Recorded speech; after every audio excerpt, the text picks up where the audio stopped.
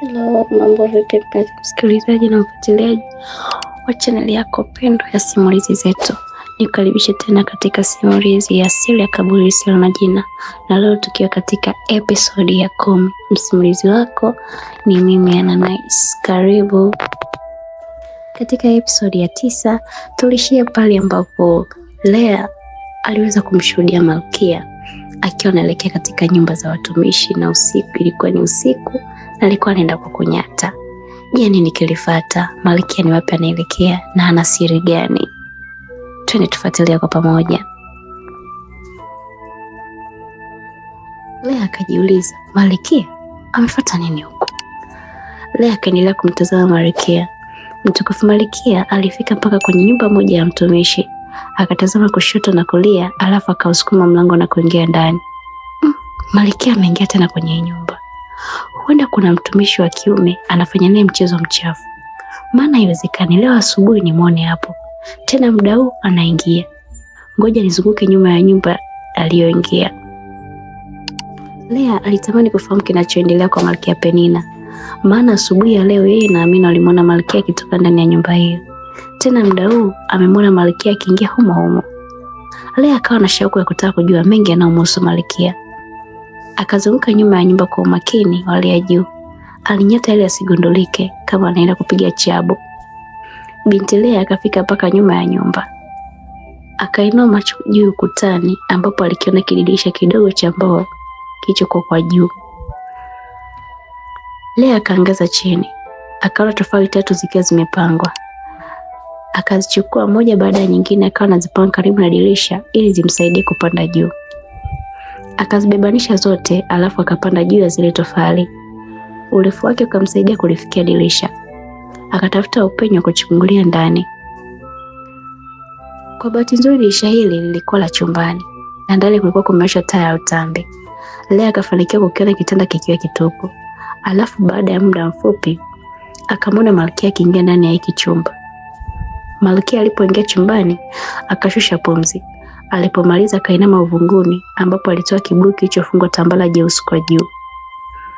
Malkia Penina akafungua kibuyu hichi, alafu akanena maneno kadhaa ndani yake.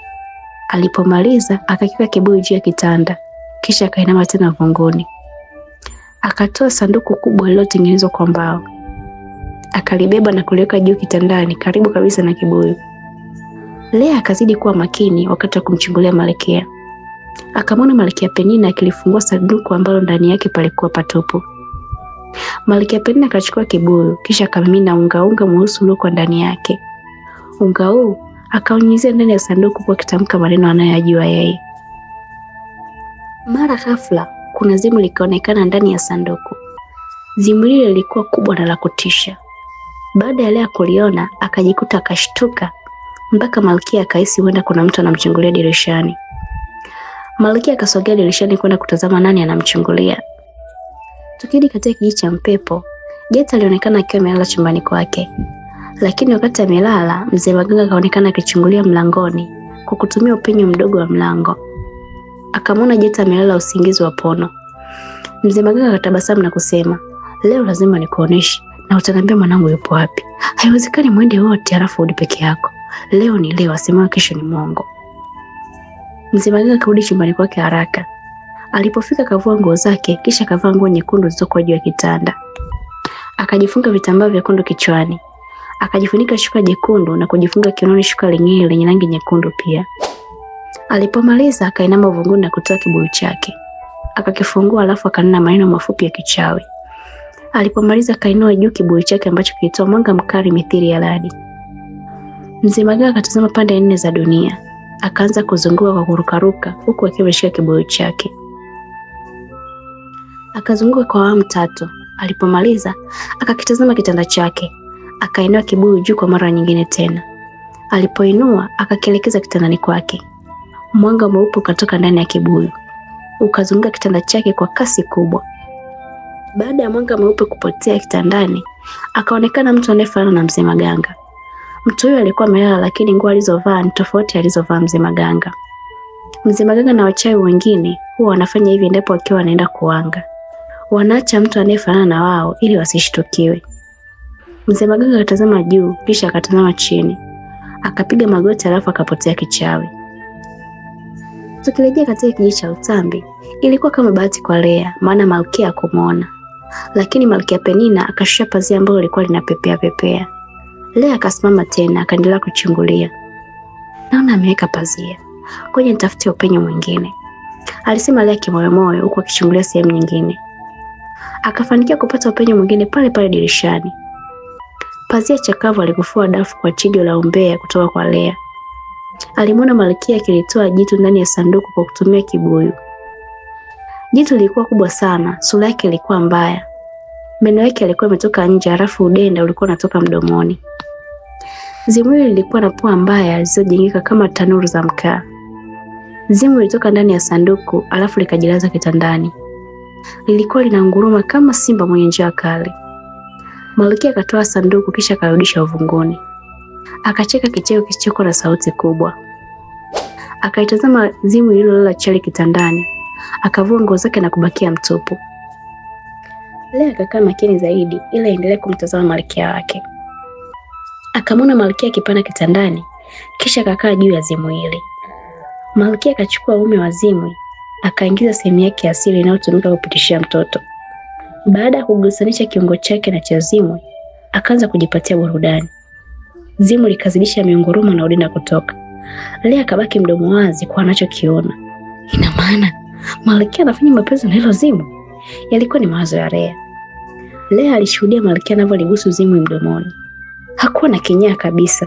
Alichojali ni kupata burudani maridhawa kutoka kwa zimu ambalo ameitoa kichawi ndani ya sanduku. Kumbe ndio mchezo wake. Lea akatikisa kichwa juu na chini.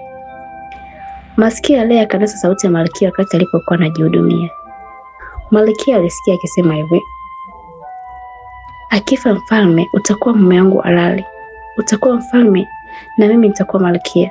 Dunia nzima tutaiongoza sisi na kufanya tunavyotaka. Oh mpenzi, nakupenda. Lea akashangaa sana.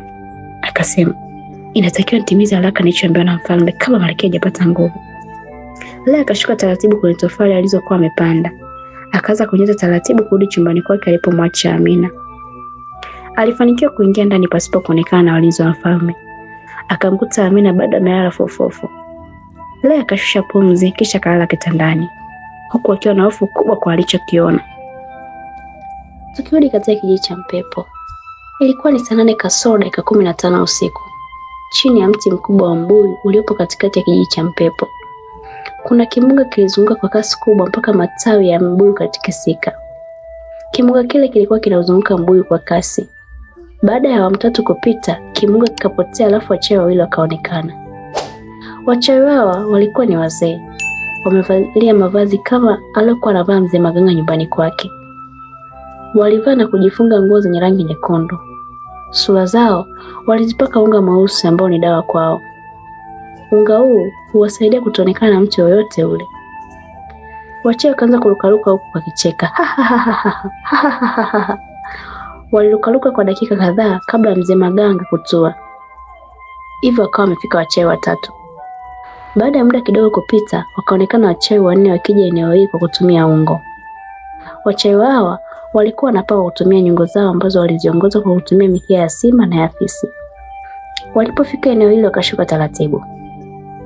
Wachawi waliofika walikuwa ni Mzee Chiza, wabibi wawili na mtoto mdogo wa kike mwenye umri wa miaka 9.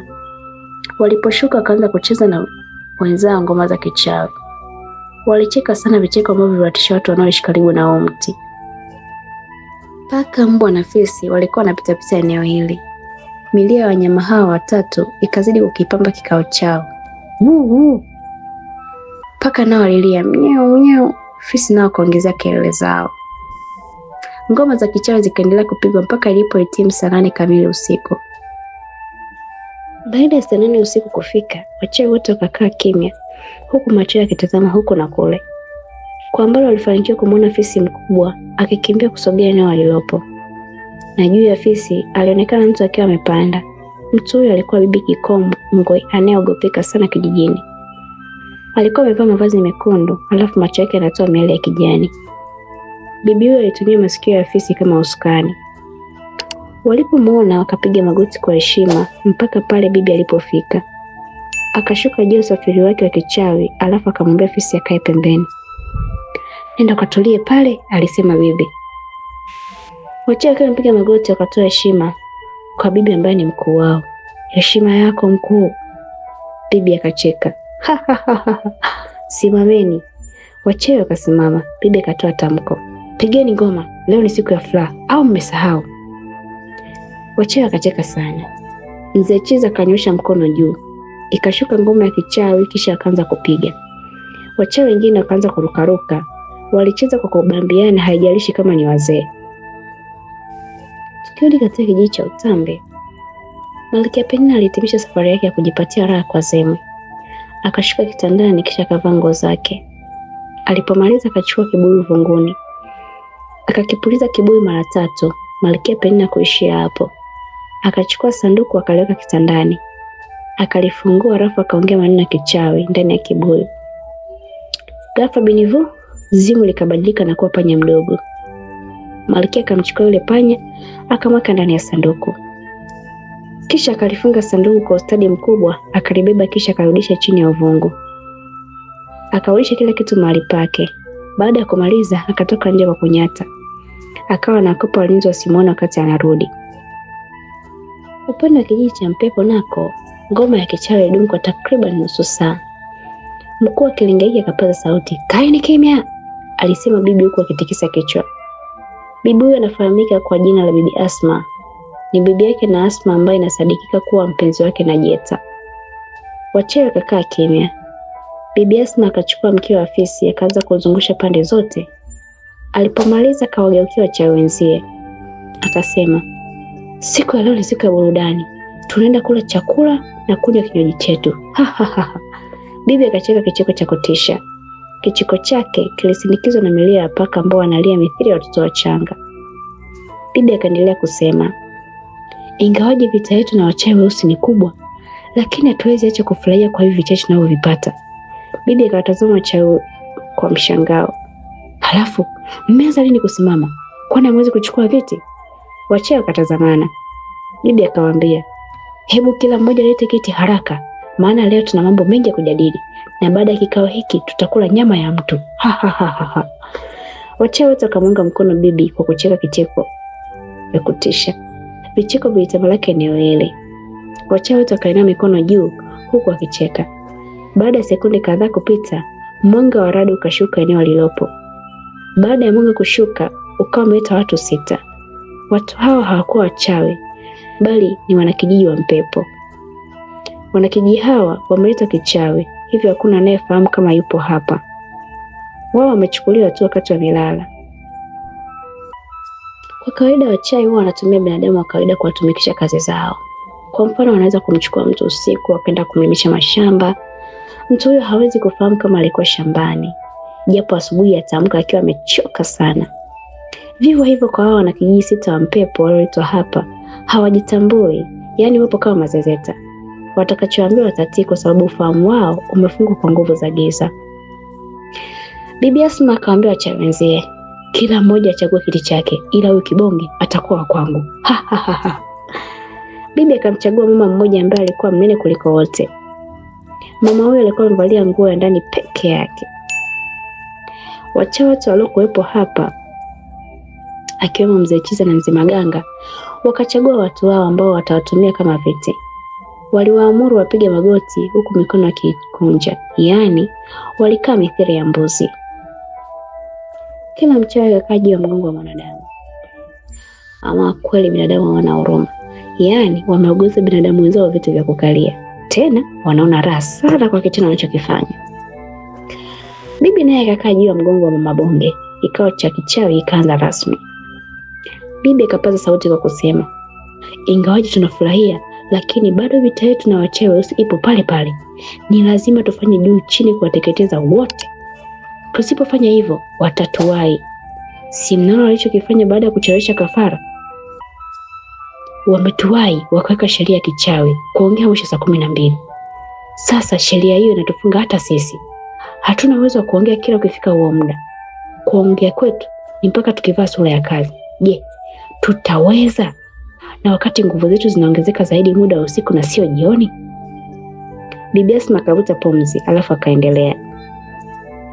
Tusipokuwa makini tutazidiwa nguvu, mwisho wa siku atumbue kwenye halaiki ya watu. Sasa basi inatakiwa tupate nguvu ya ziada kutoka kwa wakuu wetu. Wachawi akaitikia, sawa mkuu. Bibi akatabasamu, vizuri sana. Awamu hii ni zamu ya nani kutoa kafara ili tupate nguvu? Swali la bibi likawafanya wachawi wote watazamani.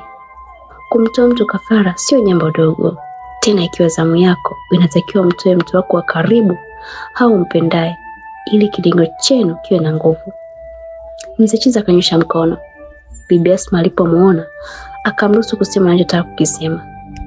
Mkuu, hii zamu ni ya Mzee Maganga. Akitoka Mzee Maganga ataingia Roda. Mzee Chiza akamtazama yule mtoto wa miaka 9. Bibi akatikisa kichwa juu chini. Nimekuelewa, lakini Roda ni mwanachama mpya. Ameingia kwenye kilinge chetu baada ya bibi yake kufariki, alafu yeye karithi vikoba. Tukisema atoe sasa hivi kafara, tutakuwa kama tunamuonea. Mimi naona akitoka Mzee Maganga, zamu inayofuata itakuwa Mama Rahabu. Mama Rahabu ni miongoni mwa wachawi waliopo hapa. Umri wake ni wa makamo ya miaka 40. Yeye hupenda kukaa karibu na Mzee Maganga, na huyo ndiye anayehusika na kugawa nyama na damu ya binadamu. Mama Rahabu akajibu, hakuna shida, nitawapatia chakula chenu. Wachawi wakacheka. Lakini Mzee Maganga hakuonekana kuwa na furaha. Bibi Asma akaligondoa hilo, akamuuliza, Mzee Maganga, kuna kipi unawaza? Au unaogopa kumtoa mwanao maneno kafara? Mzee Maganga akasimama kwa huzuni. Hapana, sina hofu hiyo, lakini mwanangu hayupo nyumbani. Bibi akacheka. Kama yupo, sisi tutamtafuta kila sehemu ili mradi leo tumle nyama. Maneno amepotea kwa mazingira ya kutatanisha. Wachawi wakatazamana. Bibi akasimama kwa mshangao. Mazingira ya kutatanisha? Hebu fanua vizuri. Mzee Maganga akavuta pumzi. Asubuhi ya leo mwanangu Maneno alienda na Jeta kuwinda. Nadhani wote mnamkumbuka Jeta vizuri. Wachawi wakajibu, ndiyo. Walienda pamoja mawindoni. Cha ajabu mwanangu hajarudi mpaka muda huu tunaongea. Nilipojaribu kumuuliza Jeta, hakunijibu. Inaonekana Jeta amekuwa bubu. Bubu? Inawezekana vipi? Bibi akazidi kuyatoa macho. Ndiyo, amekuwa bubu.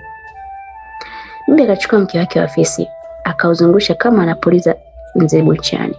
Bibi akasema, ulijaribu kumtafuta kwenye runinga?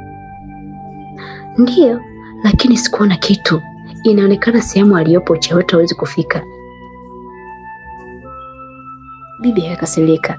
Kelele wewe! Usiseme uchawi wetu, sema uchawi wako umeishia hapo. Unaposema uchawi wetu, ina maana mimi mkuu wako nimeshindwa kuifanya hiyo kazi.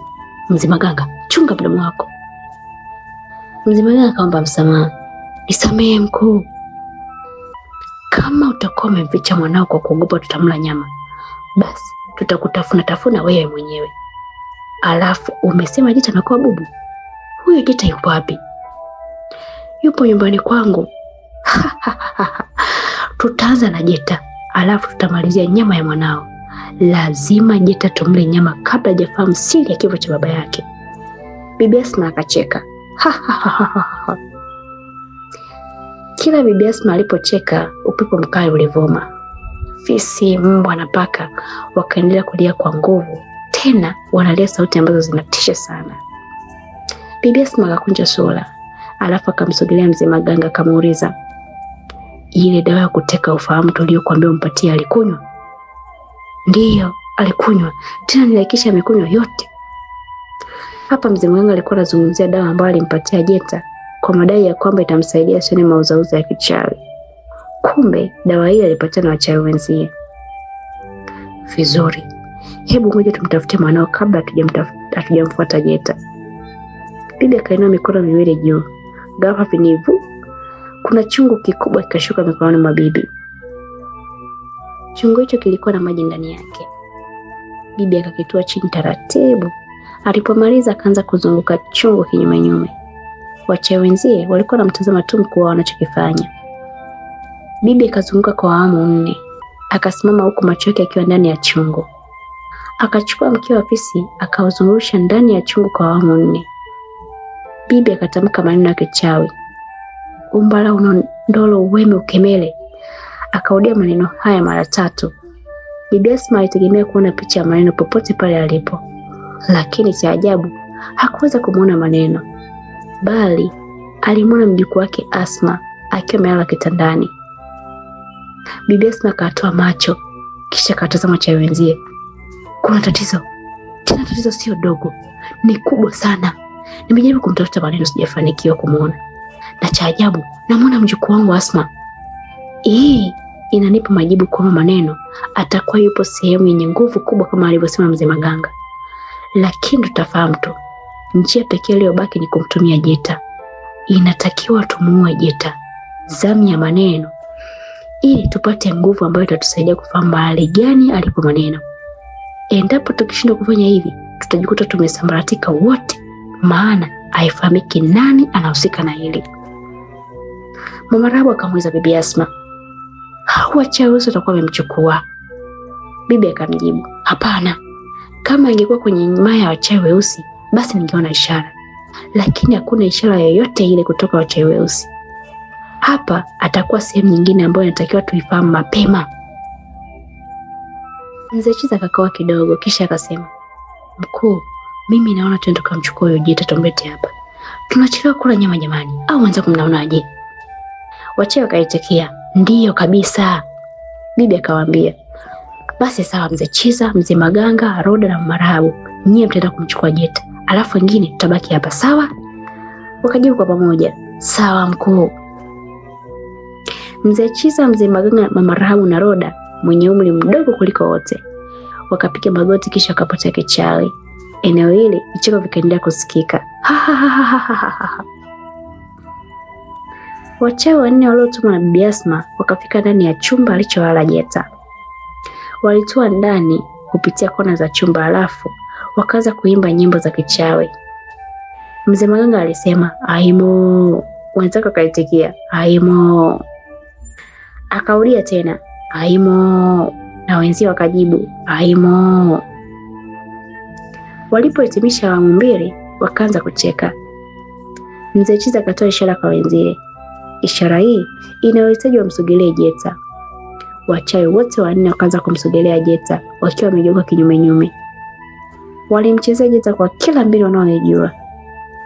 Walipofika karibu na kitanda, Mzee Chiza akasema, muda kumchukua umefika, tunaenda kumla nyama. Wote wakacheka. Walipomaliza wakageuka wakawa wanamtazama Jeta. Wachawi 4 waliotumwa wakainua mikono juu wamchukue Jeta na kumpeleka kilingeni kwao kwenda kumla nyama ili waongeze nguvu za kupambana na wachawi weusi. Katikati ya viganja vyao kuna miale ikachomoza. Macho yao yakabadilika rangi na kuwa mekundu. Hii ndiyo asili halisi ya uchawi wao unaoitwa uchawi mwekundu. Wakakusanya nguvu kwa pamoja, lakini kila walipojaribu kumchukua Jeta walikuwa wanashindwa. Kuna kizuizi ambacho kilikuwa kinajitokeza kila walipotuma uchawi wao. Jeta hakuwa anafahamu kinachoendelea. Yeye alikuwa amelala, sijui kama wachawi wakiongozwa na mzee Maganga wameingia chumbani kwake. Wachawi wakavuta tena nguvu kwa awamu nyingine, lakini kila walipotuma uchawi wao majibu yalikuwa yale yale. Wakatazamana, mzee Chiza akauliza, inakuwaje tunashindwa kumchukua? Hakuna ambaye alikuwa na majibu ya swali aliloulizwa mzee Chiza. Upande wa mzee Maganga, hii haikuwa mara ya kwanza. Kwake hii ni mara ya pili. Mara ya kwanza alishindwa kuingia ndani ya ufahamu wa Jeta, akawa amepigwa shoti. Wachawi walipoona mambo yamekuwa magumu upande wao, wakarudi kwenye kona walizotumia kuingia chumbani, wakapiga magoti na kupotea kichawi. Moja kwa moja karudi kwa Bibi Asma. Wakamkuta Bibi Asma na wachawi walioacha wakiwa na wasubiri. Bibi Asma akashangaa, mbona amerudi peke yao? Mbona amerudi mikono mitupu? Mzee Chiza akajibu, mkuu, tumeshindwa kumchukua yule mtoto. Inaonekana ana kinga ambayo inatuzuia kumbeba. Mnasemaje? Yule mtoto mdogo amewashindwa? Eti ana nguvu kuwashinda ninyi? Mzee Chiza, unachokiongea nacho? Ndio mkuu, tumeshindwa kumchukua, alijibu mzee Maganga. naona mnaleta masiara. Sasa basi, nitaenda mimi mwenyewe nikajionee. Kama ikiwa ni uzembe wenu, basi nitawageuza mbuzi. Bibi akamwita afisi wake, akampanda haraka, alafu akaondoka. Bibi Asma akafika nje ya nyumba ya mzee Maganga. Awamu hii ameamua kuja yeye mwenyewe. Alipofika akashuka juu ya afisi, akachukua mkia wa afisi anaotumia siku zote, akaonyosha kisha akapotea. Moja kwa moja bibi akaingia chumbani kwa Jeta kichawi. Alipofika chumbani, akaanza kucheza kwa kurukaruka. Alizunguka kitanda hicho la Jeta kwa madoido. Bibi Asma alicheza kwa dakika moja, akasimama kando ya kitanda hicho la Jeta. Akafumba macho, alipoyafumbua akatoa miale yenye rangi nyekundu. Akachukua mkia wake wa afisi akaonyoshia uelekeo wa Jeta. Nguvu ya ajabu ikatoka machoni kwake na kwenye mkia wa afisi, kisha kaelekea kwa Jeta. Bibi Asma akashtukia shoti kubwa kipiga kichwani. Akawesi kama na kutarajia kupigwa na shoti ya namna ile. Akadondoka chini kutokana na uzito wa shoti iliyompiga. Haraka akapotea kichawi, maana chokutana nacho sio cha kawaida. Bibi Asma akatokea nje, akamchukua afisi wake harafa kauli kilingeni. Alifika kilingeni akiwa amechoka, hakuwa na tena ya kumjaribu Jeta. Wachawi wenzao wakabaki kumtazama, hakuna aliyemuuliza mpaka pale alipoanzisha maongezi. Huyu mtoto ana kinga. Bibi Asma aliwaambia vijana wake. Inatakiwa tujipange upya. Mimi naona kikao cha leo kiishia hapa. Bibi aliwashangaza wachawi wenzie, maana sio kawaida yake kuaisha kikao. Mnanikojua mmewacho nini? Kila mmoja bibi vilago vyake, kuhusu kafara itakuwa kesho. Fanyeni haraka kabla hapaja kucha. Sawa mkuu. Wachawi watakapotea kichawi. Kwa bahati mbaya, wakawasahau wale watu walioleta hapa, maana walikuwa wanawatumia kama veti. Watawa wakawa wameachwa chini ya mti wa mbuyu ambao upo katikati ya kijiji cha Mpepo. Mti upo karibu na soko, hivyo watu wote wanaenda sokoni huwa wanapita hapa wasijue kama ni kilinge cha wachawi. Ilikuwa ni 1:30 asubuhi. Siku ya leo ilikuwa ni siku iliyowaacha midomo wazi wanakijiji wa Mpepo. Kulikuwa na mkusanyiko wa watu chini ya mti wa mbuyu ambao usiku wa jana ndio kulikuwa na kikao cha kichawi kilichokuwa kinaendeshwa na Bibi Asma. Wakubwa kwa watoto walikuwa wamekusanyika pamoja. Wapo walikuwa na majembe, wengine walibeba vikapu wakielekea sokoni, lakini baada ya kuona maajabu haya wakaamua kusogea eneo la tukio. Halaiki ya watu ilikusanyika. Wachawi walikuwa mbele ambapo wamelala watu 6 wakiwa wajitambui. Watu hawa ndio wale waliokuwa wanatumikishwa usiku wa jana kwa kugeuza viti. Wapo waliokuwa uchi wa mnyama, wapo waliokuwa wamevaa nguo za ndani tu, na wengine walivaa nguo za ndani zilizochanika. Katikati ya halaiki ya watu kuna mzee mmoja akasema, hawa watakuwa wajitambui, wanahisi wamelala majumbani kwao. Ninachowaomba tuwaamshe, maana hapa tunawatazama tu, hii ni kuwavunjia heshima. Hebu tazameni, kuna watoto wadogo wanashuhudia hili. Vijana wanne wakaanza kuamsha watu hawa waliola usingizi mnono chini ya mbuyu. Walioamsha kwa kuwavuta kwa nguvu. Kila aliyeamka hakuwa naamini, maana usiku wa jana nakumbuka alilala ndani, lakini anaamka yupo katikati ya umati wa watu, tena hana nguo. Walipoamshwa wakawa kama walichanganyikiwa hivi. Wamama wenye roho safi wakatoa kinga zao na kuwapatia. Mzee yule akaomba wanakijiji waondoke eneo hili. Naomba kila mmoja aende kwa shughuli zake. Kukaa hapa tuzidi kuwachanganya wenzetu. Wanakijiji wakatii wazo la mzee huyu anayefahamika kama Mzee Oscar. Vijana wanne pamoja na Mzee Oscar ndio waliobaki eneo hili.